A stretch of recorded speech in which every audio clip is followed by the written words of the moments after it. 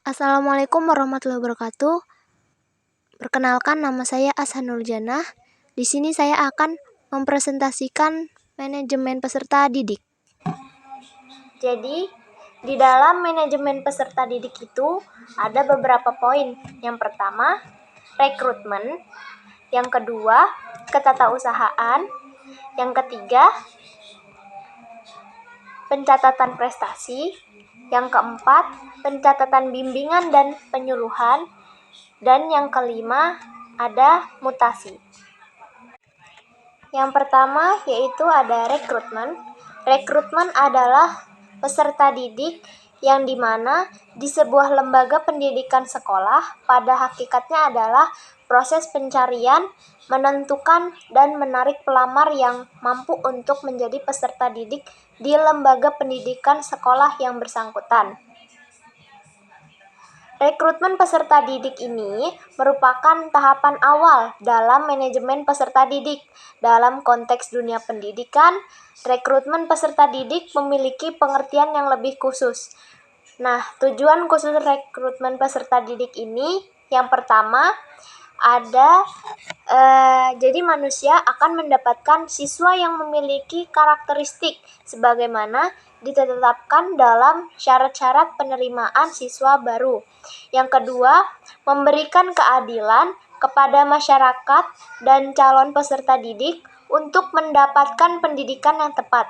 Dan yang terakhir, meningkatkan mutu layanan pendidikan bagi anak dan orang tua siswa. Yang selanjutnya, poin yang kedua yaitu ketatausahaan. Apa sih itu ketatausahaan?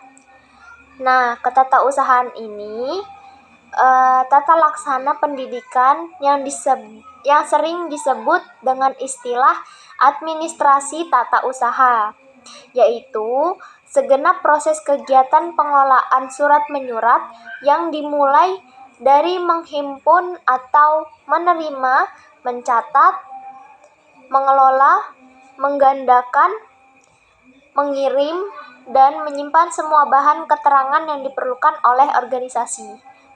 Dengan pengertian tersebut, maka tata laksana atau tata usaha bukan hanya meliputi surat-surat saja, tetapi semua bahan keterangan atau informasi yang berwujud warkat. Pekerjaan tata usaha meliputi rangkaian aktivitas menghimpun, mencatat, mengelola, mengandalkan, mengirim, dan menyimpan keterangan-keterangan yang diperlukan. Adapun menurut beberapa tokoh, yang pertama yaitu ada menurut De Liangji. Yang pertama, beliau mengatakan menghimpun yaitu kegiatan mencari dan mengusahakan tersedianya segala keterangan yang tadinya belum ada atau berserakan di mana-mana sehingga siap dipergunakan bila mana diperlukan. 2. Mencatat yaitu meliputi kegiatan membubuhkan dengan berbagai alat tulis-menulis mengenai keterangan yang diperlukan sehingga terwujudlah tulisan yang dapat dibaca, dikirim, dan disimpan. Yang ketiga, mengelola yaitu kegiatan mengerjakan keterangan-keterangan dengan maksud menyajikan dalam bentuk yang lebih berguna atau lebih jelas untuk dipakai. Yang keempat, mengirim yaitu kegiatan yang menyampaikan dengan berbagai cara atau alat dari pihak pertama ke pihak lain. Yang kelima, mengandalkan. Nah, mengandalkan ini suatu kegiatan memperbanyak dengan berbagai cara dan alat sebanyak jumlah yang diperlukan. Dan yang terakhir yaitu menyimpan. Menyimpan yaitu kegiatan menaruh dengan berbagai cara dan alat di tempat tertentu yang aman. Poin yang ketiga yaitu pencatatan prestasi. Apa sih itu pencatatan prestasi? Pencatatan prestasi itu yang dimana pencatatan yaitu pengumpulan data yang dikumpulkan secara teratur tentang peredaran atau penerimaan bruto dan penghasilan bruto sebagai dasar untuk menghitung jumlah pajak yang terutang, termasuk penghasilan yang bukan objek pajak dan atau dikenai pajak yang bersifat final.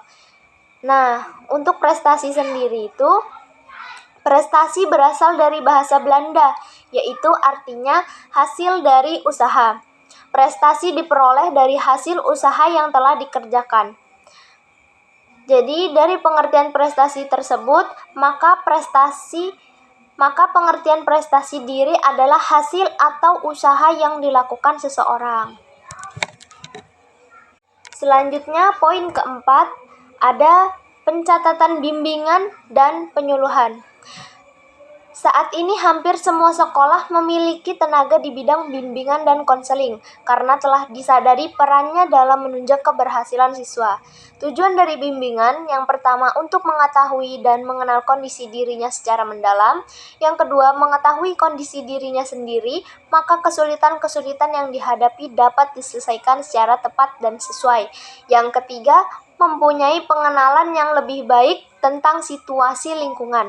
Selanjutnya, poin yang kelima, yaitu mutasi. Mutasi ini pada hakikatnya adalah berpindahnya kegiatan belajar mengajar dari satu sekolah ke sekolah yang lain, baik itu masih satu kabupaten, kota, atau maupun di luar kota. Proses kegiatan belajar yang dilakukan oleh siswa yang melakukan mutasi itu sifatnya melanjutkan, bukan mengulang. Jadi, hal-hal yang berkaitan dengan siswa tersebut, baik itu berupa absensi atau penilaian, semuanya harus ada laporan ke sekolah barunya, sehingga proses belajar mengajar dapat berjalan dengan lancar tanpa ada halangan dalam proses belajar, baik itu tingkat SD, SMP, dan SMA.